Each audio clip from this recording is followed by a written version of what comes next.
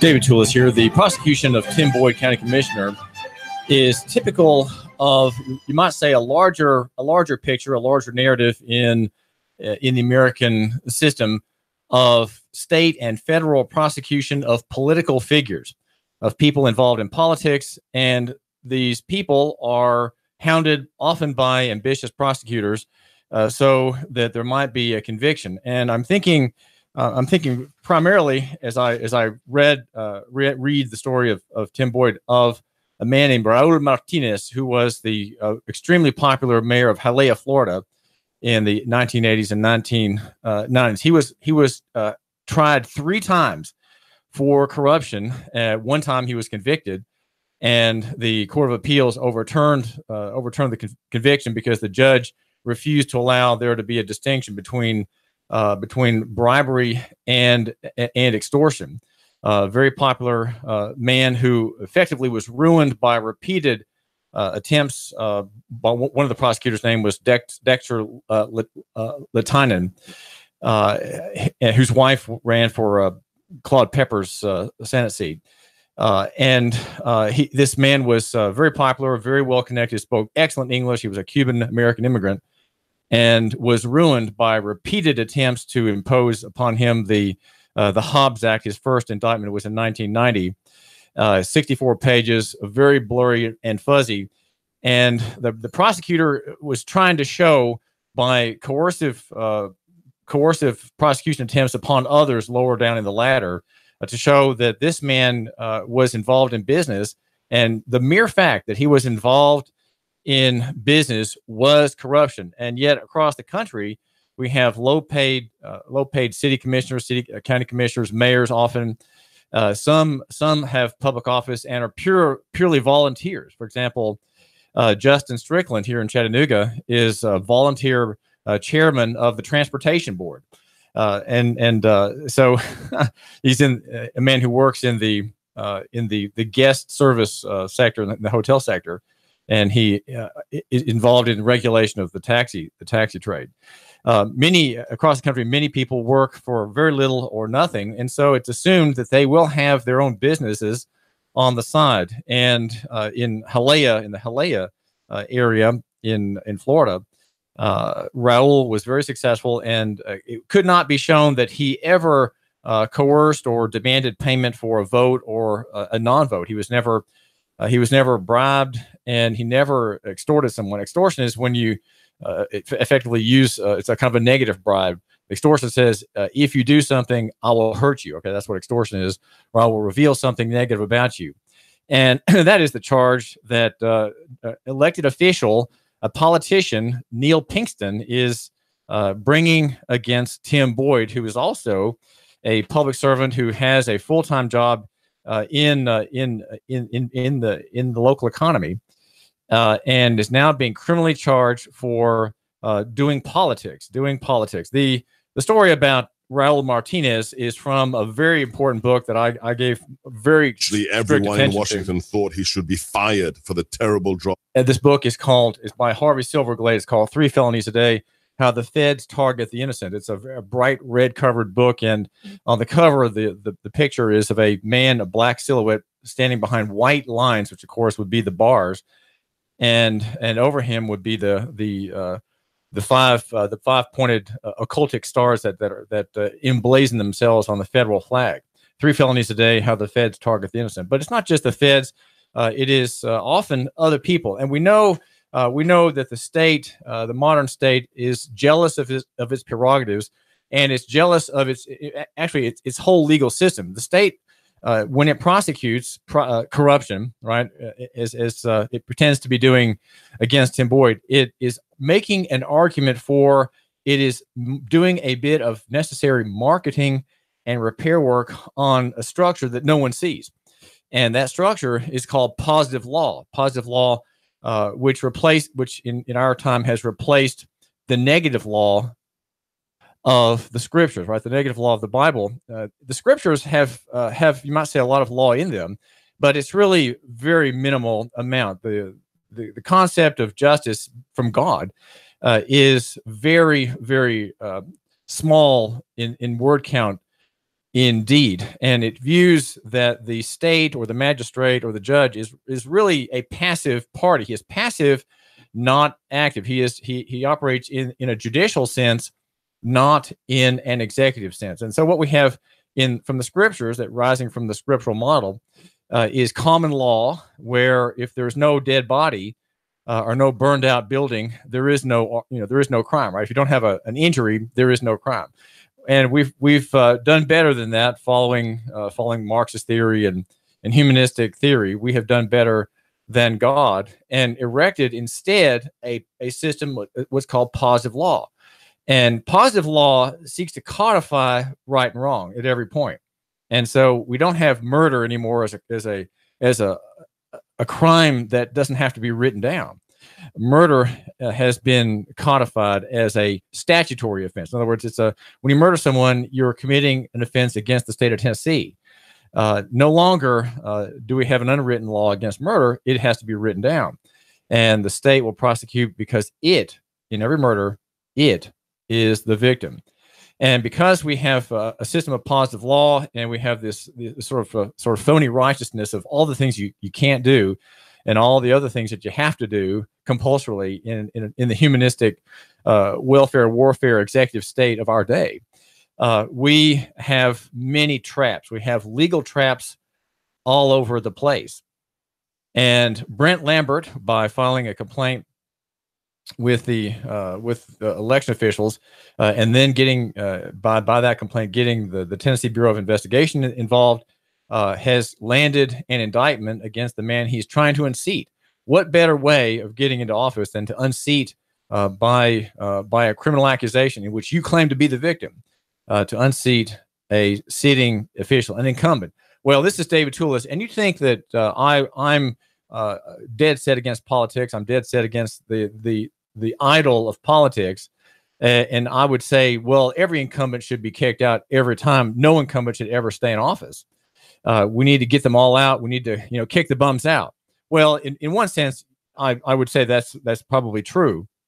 On the other hand, I would say that when a man who is in office, who's lawfully there, and who's done actually a very good job in office, is prosecuted for a crime under a vague statute, that we have a real problem. And I don't know that the problem in the end is really Brent Lambert. I don't know that it's him necessarily. He may have filed a complaint that he felt pressured in conversations that he initiated with Tim Boyd, 2 phone conversations, and so he perhaps saw that he could have a flank attack against the incumbent office holder on the county commission, Tim Boyd, by having a complaint filed pinching, in which he alleges that he was pinched and coerced, and that the words of Tim Boyd in that phone conversation, in which Brent Lambert, raised the question of his donation trail, that this is violative of Title 39, 14, 112, which is the extortion statute. And that law says a person commits extortion who uses coercion upon another to obtain property, services, or advantages or immunity, or on the other side, on the negative side, you might say, to restrict unlawfully. Again, unlawfully there is kind of solipsistic. In other words, where's the definition for unlawfully if it's not here, right? Another's freedom of action. So freedom of action is impinged, and Brent Lambert, according to the news reports in the past few days, said that he felt threatened. His career was threatened. The safety of his family threatened by Tim Boyd saying that, well, if you run for this seat, I will bring up this information that is publicly available about your donations, and it seems to me sketchy and shady, and I'm going to make much of it. So you shouldn't run. Now, I think it's that last phrase that is the trigger for the extortion statute, where the freedom of action of Brent Lambert is somehow forced to make a little bump, like a little pothole or a speed bump in his progress of his political career. If you run for office, maybe you shouldn't run. In light of what I will do in politics, I will campaign for myself. I'll campaign on my record, and I will also point out to my my potential voters that you have these sketchy, well, I mean, maybe they're not really sketchy, but sketchy in appearance, donations from developers whom you've been helping get Exit 1 developed in East Ridge along the interstate. And I'm going to make that look bad. Okay. I'm going to make that look bad. So you shouldn't run. So that the phrase, the effective phrase, again, I wasn't part of the conversation, so I don't know for sure, but at some point, probably Tim Boyd said, well, then don't run for office because that's going to make you look bad. And I certainly plan to use it. It is, of course, public knowledge that these things are, these donations are given and that the money changed accounts and so on. None of that's illegal. And so how can you have a crime when one politician tells another politician, I'm going to talk about your money. I'm going to talk about your accounts. I'm going to talk about how donations are sifted from your donors from one campaign budget, one campaign account to another. If all that's legal, how can mentioning it by a sitting incumbent, how can that be extortion? How can that be a crime? How can that be an offense to the holy integrity and dignity of this legal fiction, the state of Tennessee? How can that be? How can Tennessee even claim to have been injured by this phone conversation? How can that be? Because that's what has to happen for the state to claim standing, legal standing. It has to show that somehow it was injured. And the state is, I'll have you know, the state never has to prove standing. It never has to show how it was injured in any case. Somehow the laws that govern the use of law and legal principles can be just deleted from the state, exempting itself, as it were, from the standing rule that applies to everybody else, but not to it. This is David Toulis. We're at 92.7, 95.3 FM, HD4, high definition 4. And I'm the smartest guy with a bow tie. And I say it that way very modestly because, not a lot of people wear bow ties. And so if I can say that I'm the smartest in that very tiny group, in that minority, right, that I'm not making too much of a boast. And my bow tie today is my favorite red one. The one, yes, you got it. The one with the ink blot on it. And I think my wife, Jeanette, just hasn't looked at me closely enough. She hasn't looked at me lovingly enough to notice the ink spot on this bow tie. And it doesn't get washed out. It's always there. But I think it's my favorite tie because it goes with many things.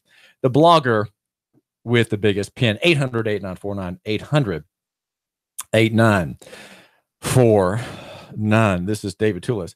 And I'm glad that you can watch me live on YouTube. We are here at Nougat Radio on YouTube, live also on Facebook. In fact, we stream live all the time on Facebook. If you love Mark Zuckerberg and you just want to patronize him to pieces because you so appreciate his wonderfully evasive answers before Congress, well, then keep it open on Facebook and stream all of our shows. We have Sean Hannity, we have CBS News, top and bottom of the hour in the morning. We have a terrific morning show.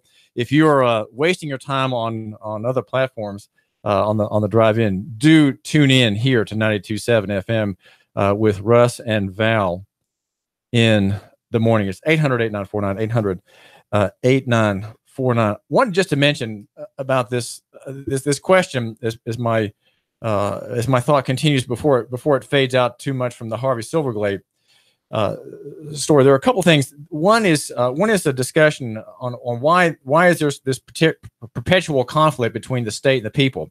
It's from a great book called Lectures on Calvinism by Abraham Kuyper, the Stone Lectures that he gave in 1898 in Princeton. And this is a fabulous book from a highly regarded Dutch Calvinist and thinker. And he says the highest duty of the government remains, therefore, unchangeably that of justice. And in the second place, it has to care for the people as a unit, partly at home, in order that its unity may grow ever deeper and may not be disturbed, and partly abroad, lest the national existence, he says, suffer harm.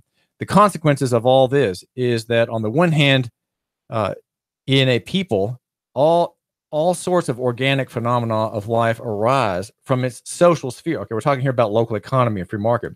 Organic phenomena of life arise from its social spheres, but that high above all these, the mechanical unifying force of the government is observable. From this arises all friction and clashing, for the government is always inclined with its mechanical authority to invade social life. to subject it and mechanically to arrange it. But on the other hand, social life always endeavors to shake off the authority of the government, just as this endeavor at the present time again culminates in social democracy and in anarchism, both of which aim at nothing less than the total overthrow of the institution of authority. Of course, that's wrong, right? Biblically, that's wrong. But leaving these two extremes alone, it will be admitted that all healthy life of people or state has ever been this historical consequence of the struggle between the two powers, right? There are two sovereignties, he says. It is the so-called constitutional government which endeavored more firmly to regulate the mutual relation of these two. And in this struggle, Calvinism was the first to take its stand for just in proportion as it honored the authority of the magistrate instituted by God, did it lift up that second sovereignty. And that would be you, my listener, right? You're part of that second sovereignty in Kuyper's analysis, which had been implanted by God in the social spheres in accordance with the ordinances of creation. It demanded for both independence in their own sphere and regulation of the relation between both, not by the executive, but under the law. And by this stern demand, Calvinism may be said to have generated constitutional public law from its own fundamental idea. And that is a description of the idea of constitutional government, which comes out of the Reformation and comes out of the Calvinistic understanding of the Scripture. Again, Calvinism, just in a nutshell, holds to the main point, if you had to summarize all the work that the Reformation uncovered and that Calvin wrote about or writes about, is the sovereignty of God, which includes irresistible grace and sovereign grace on one part, and then also on the other part, the validity, the binding validity of the commandments of the law of God. The distinction in many circles, Reformed and not today, between moral law, judicial law, and law of worship is in fact a false distinction. And the law of God that applies to the old republic, what's called the judicial law, is still binding. Those sundry judicial laws pertaining to the old republic, of course, have passed away, as the Westminster Confession says. Those have passed with the passing of the state of Israel, or the Confederation of Israel, gone. Like the Jubilee and so on. But the moral law that touches the monarch and the man working in the shop, right? The civilian and the king, that law is binding. And so Calvinism has this right sense of ordering society using the two sovereignties, that of the state or the monarch or the king or the president or the government, above the people, and then the sovereignty of the people themselves as a group, right? The people of civil society. that is the sovereignty, and that is, and so what we have here with the Pinkston prosecution of Tim Boyd is a violation of that. And he hints at that in the fragment I read to you. Kuyper hints at that war, if you will, the war constantly reaching down into society, where the state, whether it's the federal power or the state power, reaches down into society to tell it that we are in charge. We are in charge of all, and we're going to make you live in fear. That is part of the operation. And that is why this prosecution, I think, is important for firming up our fear and reverence for the Tennessee Code annotated, that vast body of statutes, which I, in my bathroom reading, give my time to considering it as I can for your benefit here. David Toulis, I argue that you should love your neighbor and buy local, and this is an abusive prosecution. I'd like to suggest a bit of marketing for the whole idea of positive law, and a statute that's vague, just vague as could be, criminalizing politics. Think if you have two members of the state house, one says, if you don't vote for my bill, I'm going to vote against your bill A, against your bill B, and I'm going to come to your district and campaign against you, and you are going to fail if I speak up against you because I'm important, right? So therefore, therefore you have to support my bill. So that right there could be seen as, under the statute, an act of extortion, because you're limiting the freedom of someone by making a threat. That is what extortion is. Blackmail, that's the kind of blackmail. Blackmail is often used, again, it's a negative. I'll hurt you if you don't do something. Okay, that's what blackmail is. Bribery is I'll reward you if you do something. That's bribery. Blackmail or extortion is kind of the backside of that, and it says I will hurt you if you do something. So the allegation is that Tim Boyd threatened somehow to speak up about something that was public knowledge, the funding for the Brent Lambert campaign. He's going to speak up about that, and that will look bad for you, and you're going to lose, therefore don't run. The fact that Tim Boyd suggested that you shouldn't run is said by Neil Pinkston to be a crime. Now, that is just amazing. I would say that's highly imaginative, again, Pinkston representing the mechanical structure of the state over the organic, breathing, living life of the people. And I would say here in Hamilton County, that would be local economy in the free market. David Toulis, 800-8949, 800-8949. Call me now. The Tennessee Valley's news talk leader, Nuga Radio.